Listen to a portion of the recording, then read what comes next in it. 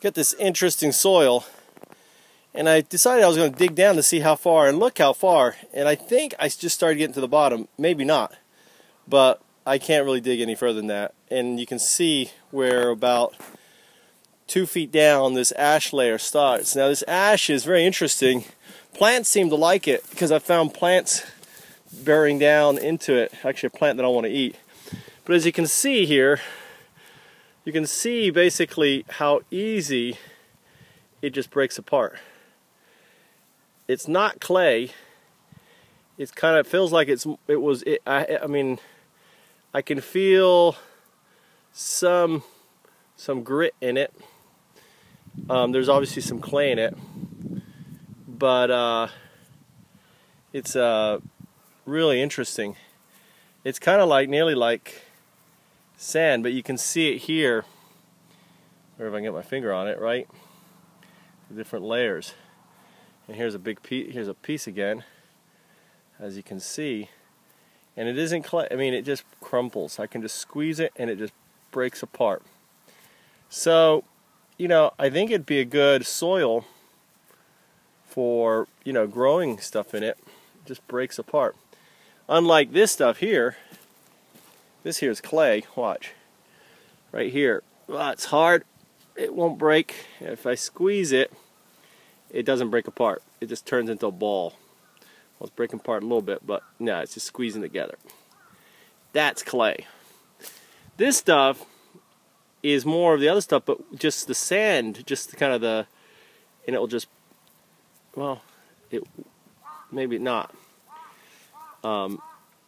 It breaks apart a little bit, but it's still kind of clayish. Where's the, yeah, here you go. You can see it's a little bit more clayish, but it doesn't have the consistency of this stuff here. You know, this stuff is clay. You know, this stuff right here. Look, I can feel it. So, you know, I've got this very interesting soil here. Love your feedback. What do you think it is? As you can see here, I mean, it really powders down. Powders down. So I want to take it to the, I think I'm going to take Katsuyama Dinosaur Museum. They got scientists there, and I'm sure they analyze soil and ask them what the heck it is. You know, I'd like to know the pH value. I'd like to know what it is, and why do I have so much of it, and why does it go so deep? Because this was, you know, I don't know if this is a man-made hill. This is natural. They cut this out to create this field.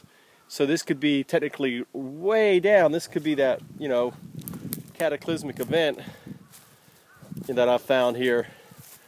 Imagine if that's ash covering the world, you know, and I'm down. If I look at the top of the hill there, way up there, right, that's about 1, 2, 3, 4, 5, 6, 7, 8, 10, 15 meters, 15 meters down.